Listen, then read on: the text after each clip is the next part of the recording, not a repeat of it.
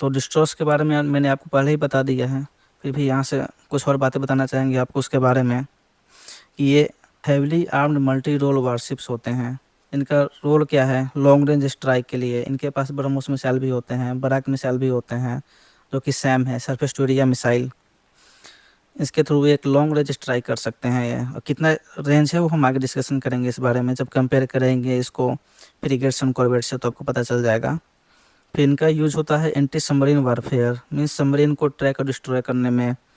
फिर anti air, यानी कि जो एयरक्राफ्ट आ रहे हैं, मिसाइल आ रहे हैं, उनको डिस्ट्रॉय करने में। एंटी शिप, मतलब जो एनिमी कंट्री है उसके वॉरशिप है उसको डिस्ट्रॉय करने में। फ्लीट डिफेंस, मतलब इसके साथ जो एयरक्राफ्ट कैरियर चल रहा है, कॉर्वेट चल रहा है, अदर फ्रिगेट्स हैं, उसको डिफेंस करने के लिए। कैसे डिफेंस करेंगे? With BrahMos missile, torpedoes and ब्राकेट सैम्स, ठीक है। और इसको लैंड अटैक में भी यूज़ किया जाता है। और यहाँ पे एक क्लासिफिकेशन है, इसका जो मेजर क्लासिफिकेशन है वो है राजपूत क्लास, जिसको कसिन क्लास ही बोलते हैं। और ये ओल्डर सोवियत ओरिजिन डिस्ट्रॉयर थे, जो कि मोस्टली रिटायर हो चुके हैं अब। इसे रसिया से इंपोर्ट किया गया था। फिर है दिल्ली क्लास, ये फर्स्ट इंडिजिनसली बिल्ड डिस्ट्रॉयर है, जिसमें 3 शिप हैं। फिर है कोलकाता क्लास, जिसको प्रोजेक्ट 15A के अंदर में बनाया गया है। इसमें advance stealth guided missile destroyer हैं, इसके 3 शिप्स हैं। फिर है विशाखापत्तनम क्लास, जिसको प्रोजेक्ट बी भी कहा जाता है। इसमें लेटेस्ट डिस्ट्रॉयर्स हैं with enhance stealth and fire power. तो हमने कुछ वर्ड यहाँ पे देखा। सबसे पहले इंडिजिनस, अगर बात करेंगे तो इंडिजिनस क्या होता है? टेक्नोलॉजी है जो कि इंडिया में ही डिज़ाइन की गई है, डेवलप की गई है और मैन्युफैक्चर भी की गई है। हालांकि ये 100% पॉसिबल नहीं है कि हम शुरू से अंत तक सब कुछ खुद ही कर लें, तो हमें जो डेवलप्ड कंट्री है उसे कंसल्ट भी करना पड़ता है बीच बीच में। और कोई कोई जो प्रोडक्ट्स हैं, जैसे कि मान लो इंजन जैसे, तो हमें मिलता नहीं इंडिया में वैसा वो, तो हमें इंपोर्ट भी करना पड़ता है। लेकिन अगर हम 60-70% भी इंडिजिनाइज कंटेंट, मतलब वैसे कंटेंट जो हमारे कंट्री बन रहे हैं वैसे लगा रहे, फिर भी हम बोलते हैं कि चलो इंडिजिनस प्रोडक्ट है हमारा, ये हो गया इंडिजिनस। फिर है स्टील्थ टेक्नोलॉजी। तो स्टील्थ मतलब छुपना होता है। तो जैसे कि वारशिप है या फिर सबमरीन है, तो उसको एनिमी की नज़रों से छुपना होता है। नज़र मीन्स उनके रेडियो वेव से, उनके सोनार वेव से, ठीक है। तो एक ऐसा क्रॉस सेक्शन यूज़ करते हैं जिससे कि उनके रडार उनको देख ना पाए, ठीक है। उनका बोलते हैं रडार क्रॉस सेक्शन, इस चीज़ को बोला जाता है। मीन्स जैसे मान लो कोई इंडिया का डिस्ट्रॉयर है, ठीक है, और एनिमी का कोई वहाँ पे अटैक शिप है, वो इंडिया के डिस्ट्रॉयर को डिस्ट्रॉय करना चाहता है। तो हमारे पास ऐसी टेक्निक होना चाहिए कि एनिमी के रडार में हमारा इमेज आए ही ना, उसे बोलते हैं स्टील्थ टेक्नोलॉजी। फिर है मिसाइल वर्सेस रॉकेट। तो आगे भी हम बात करेंगे इस बारे में, लेकिन यहाँ से आपको बता दें कि मिसाइल एक गाइडेड प्रोपल्शन होता है। मीन्स अगर हम मिसाइल को लॉन्च कर रहे हैं किसी टारगेट की तरफ, तो उसको हम बीच रास्ते में गाइड भी कर सकते हैं थ्रू सेंसर्स, मोटर्स। लेकिन रॉकेट में ऐसा नहीं है। रॉकेट में हमने एक बार अगर लॉन्च कर दिया तो उसे बीच में हम गाइड नहीं कर सकते हैं, हम स्टीयरिंग नहीं कर सकते हैं, चाहे वो टारगेट पर जाए या बगल में गिरे, हम उसे कंट्रोल नहीं कर सकते हैं। तो ये मेजर डिफरेंस होता है रॉकेट और मिसाइल में। और यहाँ पे उसी डिस्ट्रॉयर को ही क्लासीफाई करके दिखाया गया है। Rajput class, Delhi class, Kolkata class, Visakhapatnam, उसके एग्जांपल्स हैं। जैसे INS दिल्ली क्लास के एग्जांपल्स है INS Delhi, Mysore, Mumbai. Kolkata class example है कोलकाता, कोची, चेन्नई। और विशाखापत्तनम क्लास जो प्रोजेक्ट 15 भी कहलाता, उसके एग्जांपल हैं Visakhapatnam, INS Visakhapatnam, INS Mormugao and others. Comparison किया है between destroyers, frigates and corvettes, क्योंकि दोनों का रोल और फंक्शन लगभग सिमिलर होता है, ठीक है। इसलिए हमने एक टेबल बना दिया यहाँ पे, जिससे आपको समझने में आसानी हो कि एग्जैक्टली दोनों तीनों में डिफरेंस होता क्या है। पहले हम यहाँ पे इस फोटो में साइज देखते हैं। तो ये है हमारा कॉर्वेट, ये है फ्रिगेट और ये है डिस्ट्रॉयर, ठीक है। एग्जैक्टली क्लियर दिख नहीं रहा सब कुछ, लेकिन बस आप समझ लीजिए कि यही है। अब बात करेंगे हम फीचर्स की। अगर हम साइज या डिस्प्लेसमेंट की बात करें तो डिस्ट्रॉयर का लार्जेस्ट होता है जो है 6000 to 8000 टन्स। फ्रिगेट्स का होता है medium 3000 to 5000 tons. And corvette का होता है 1000 to 3000 टन्स। तो ये उसका डिस्प्लेसमेंट होता है, मीन्स वो कितने टन वाटर को डिस्प्लेस कर रहे हैं, जो कि इंडिकेट करता है उनका साइज़ कितना है। मीन्स अगर उनका वेट ज़्यादा होगा, उनका साइज़ ज़्यादा होगा तो ज़्यादा वाटर को डिस्प्लेस कर पाएंगे, इसलिए हम उनको डिस्प्लेसमेंट ही बोला जाता है। उनको हम लेंथ और ब्रेथ में जनरली नहीं मेजर करते हैं किसी भी शिप को, उनको डिस्प्लेसमेंट को ही प्रायोरिटी दी जाती है। फिर उनका रोल क्या है? डिस्ट्रॉयर का मेन रोल है anti air, anti submarine, anti ship, जो कि ऑलरेडी डिस्कस कर चुके हैं। फ्रिगेट का रोल डिस्कस कर चुके हैं, squad duties, anti submarine, multi role but lighter, of course ये लाइटर होते हैं कंपेयर टू डिस्ट्रॉयर। और कॉर्वेट क्या होता है? कोस्टल डिफेंस के लिए यूज़ होता है और एंटी सबमरीन के लिए ऑफ कोर्स यूज़ होता है। एंडोरेंस, एंडोरेंस पहले ही बता चुके हैं कि एक बार फ्यूल करके हम कितना दूर तक जा सकते हैं उसमें। तो ये blue water deep ocean capable होता है। Deep ocean means beyond 200 nautical miles, जहाँ पे किसी भी कंट्री का कोई कंट्रोल ना हो, वैसे वाटर पे उसको बोलते हैं ब्लू वाटर या फिर डीप ओशन।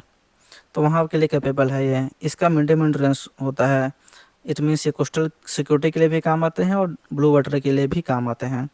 और कॉर्वेट जिनका एंड्योरेंस सबसे कम होता है, मोस्टली कोस्टल एरिया में ही ये पेट्रोल करते हैं।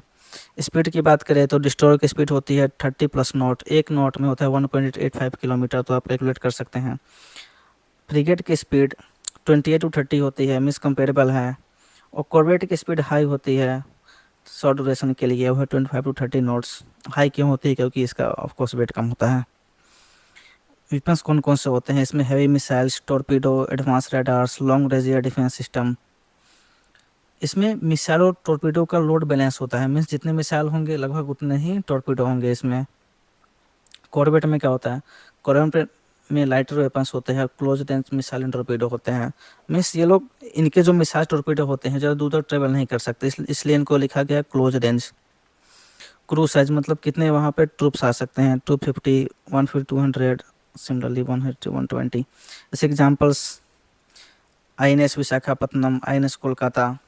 फ्रिगेट के एग्जाम्पल है INS शिवालिक एंड कॉर्वेट के एग्जाम्पल है INS कामोर्ता। अब हम बात करेंगे सबमरीन। तो सबमरीन होते क्या हैं? वैसे शिप्स या वैसे वेसल जो अंडर वाटर चलते हैं, जो कि अटैक में काम आते हैं, उनको हम सबमरीन बोलते हैं। इनको हम लोग दो टाइप में क्लासिफाई कर सकते हैं, एक थे न्यूक्लियर पावर्ड और सेकंड स्कॉर्पिन डीजल इलेक्ट्रिकल।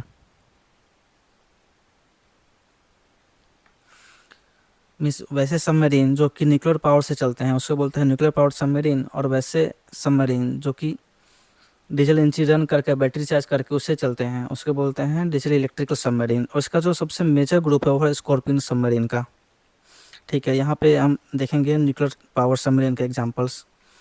इसमें कौन कौन से क्लास है? तो इसमें दो क्लास है, अरिहंत क्लास और अकुला क्लास।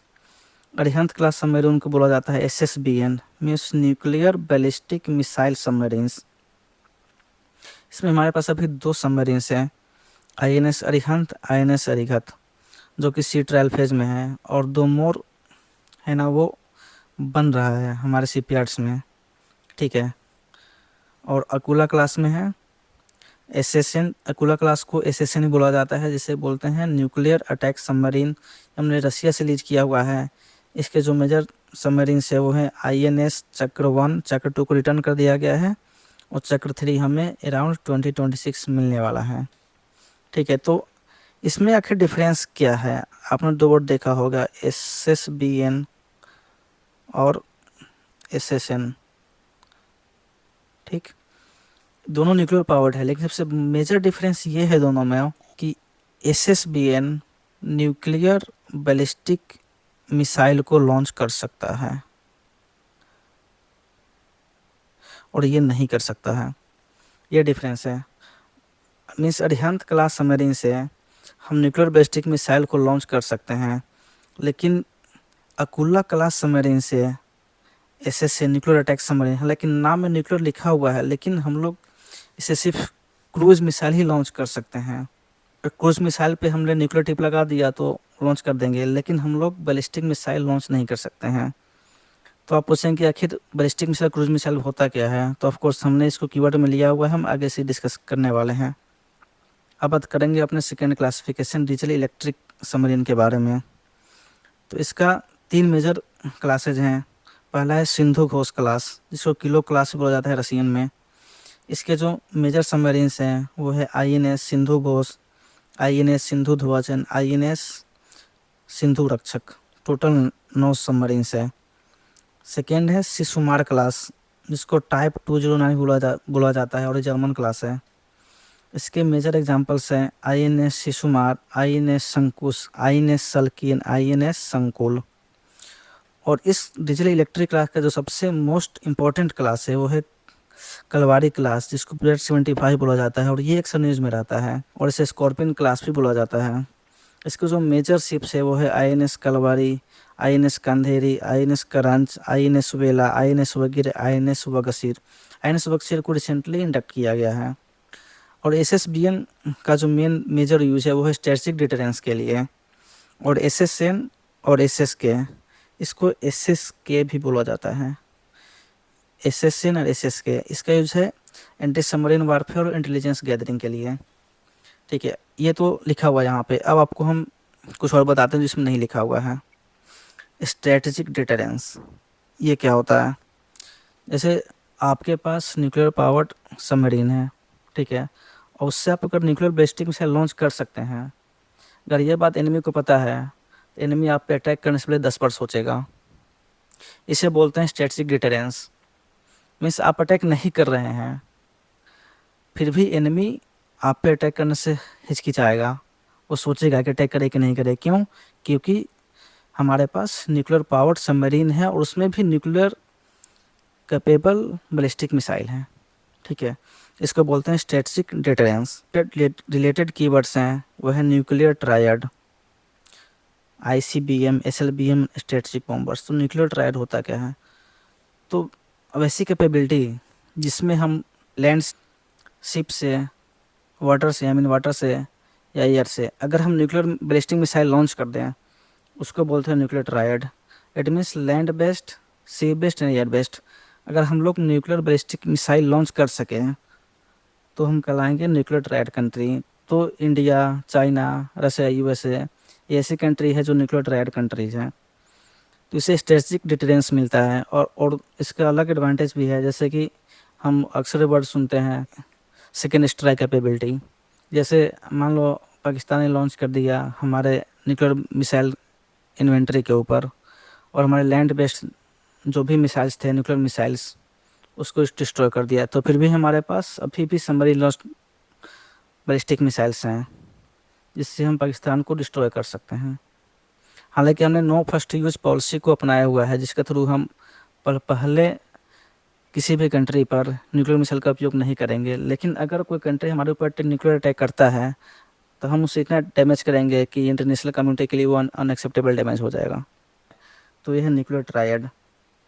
तो यहाँ पे ICBM ये होता है inter continental ballistic missile, SLBM submarine launched ballistic missile. ICBM को हम लैंड से लॉन्च करते हैं, जो कि अंडरग्राउंड फैसिलिटी में स्टोर होते हैं, और सबमरीन लॉन्च बैलिस्टिक मिसाइल नाम से पता चलता है कि सबमरीन से लॉन्च होता है। स्ट्रेटेजिक बॉम्बर्स ये क्या होता है? आपने देखा होगा हिरोशिमा नागासाकी बॉम्बिंग। तो यहाँ जो न्यूक्लियर बॉम्ब थे उनको एयरप्लेन से गिराया गया था, तो उन्हीं को बोलते हैं स्ट्रेटेजिक बॉम्बर्स। मतलब हम तीनों जगह से न्यूक्लियर मिसाइल को लॉन्च कर सकते हैं। ठीक है, फिर होता है टॉर्पीडो और AIP सिस्टम। इन दोनों के बारे में हम आगे बात करेंगे। और यहाँ पे कुछ और डिस्कस करने जा रहे हैं हम, वो है कैसे सबमरीन्स वर्क करते हैं। तो जैसे अगर हम एक कार का एग्जांपल लेंगे तो उसमें एक IC इंजन होता है, इंटरनल कम्बशन इंजन, जिसमें अगर पेट्रोल इंजन है तो पेट्रोल और एयर कंप्रेस होकर इंजन में बर्न होगा, ठीक है, जिससे इंजन को पावर मिलेगा और एग्जॉस्ट गैसेस को बाहर निकाल दिया जाएगा। लेकिन अगर सबमरीन पानी के अंदर रहती है तो उसे एयर कहाँ से मिलेगा? पहला क्वेश्चन तो ये है। जैसे कि कार को एयर कहाँ से मिलता है? एटमॉस्फेयर से। और एग्जॉस्ट कहाँ निकलता है कार के? एटमॉस्फेयर में। लेकिन सबमरीन में कैसे होगा ये? सेकेंड क्वेश्चन, सबमरीन का एग्जॉस्ट कहाँ से निकलेगा? पानी में ही। तो कैसे? ठीक है, तो यही ड्रॉबैक है सबमरीन का। और इसीलिए ये न्यूक्लियर पावर सबमरीन की बात चल रही है हर एक कंट्री में, कि हर एक कंट्री को भी यही चाहिए न्यूक्लियर पावर सबमरीन, क्योंकि न्यूक्लियर पावर के लिए हमें एयर की ज़रूरत नहीं है, हमें एयर इनटेक करने की ज़रूरत नहीं है। हम बिना एयर लिए हुए ही न्यूक्लियर पावर जनरेट कर सकते हैं और एग्जॉस्ट भी उसका पूरा ही क्लीन होता है, उसे हम आसानी से रिलीज़ कर सकते हैं बिना डिटेक्ट ही किए हुए। मीन्स एनिमी कंट्री हमें डिटेक्ट नहीं कर सकती है अगर न्यूक्लियर पावर सबमरीन हो तो यही अंतर है न्यूक्लियर पावर और डिजिटल इलेक्ट्रिक सबमरीन में। तो न्यूक्लियर पावर में आप समझ गए कि सबमरीन पानी में रह के ही ये सालों साल तक चल सकती है पानी के नीचे। इसको ऊपर आने की ज़रूरत तभी है जब इसमें फूड सप्लाई ख़त्म हो या फिर जो उसके एम्प्लॉय और नेवी के सर्विस पर्सन्स हैं उनको ड्यूटी चेंज करना हो तो ठीक है, तभी ये लोग सरफेस पे आते हैं, नहीं तो नहीं आते हैं। फिर डीजल इलेक्ट्रिक सबमरीन कैसे काम करते हैं? क्योंकि डीजल इंजन को रन करने के लिए हम जानते हैं कि एयर को कंप्रेस किया जाता है कंबशन चैम्बर में, और एयर कहाँ से मिलता है? एटमॉस्फेयर से, अगर कार की बात करें, ट्रक की बात करें तो। लेकिन ये जो सबमरीन है डीजल इलेक्ट्रिक सबमरीन, इसे एयर कहाँ से मिलेगा? के लिए एक वर्ड यूज किया जाता है, स्नॉर्कलिंग। स्नॉर्कलिंग क्या होता है? जैसे ये हमने बना दिया यहाँ पर स्नॉर्कल। हर एक 2-3 दिन बाद डीजल इलेक्ट्रिक सबमरीन पानी से ऊपर आती है, यहाँ से एयर लेती है स्नॉर्कल के थ्रू, ठीक है। इनका डीजल इंजन रन होता है और ये काफ़ी देर तक रन होता है। फिर उस डीजल इंजन के पावर से बैटरी चार्ज होता है और एग्जॉस्ट को रिलीज़ कर दिया जाता है फिर से स्नॉर्कल के थ्रू ही। और ये एक बहुत ही रिस्की जॉब है किसी भी सबमरीन के लिए कि जो एनिमी शिप होंगे, रडार होंगे यहाँ पे, वो इसको डिटेक्ट कर लेंगे इस प्रोसेस को। इससे क्या होगा, वो इसको डिटेक्ट करके डिस्ट्रॉय कर सकते हैं। इसी के लिए बात चल रही है EIP सिस्टम की, air independent propulsion system. Means वैसे सबमरीन्स जिसको हम बिना एयर इनटेक किए हुए, बिना एग्जॉस्ट निकाले हुए हम सालों साल पानी के नीचे रख सकें, मूव कर सकें, उसको बोलते हैं EIP system, air independent propulsion system. हम आगे देखेंगे इसको डिटेल में।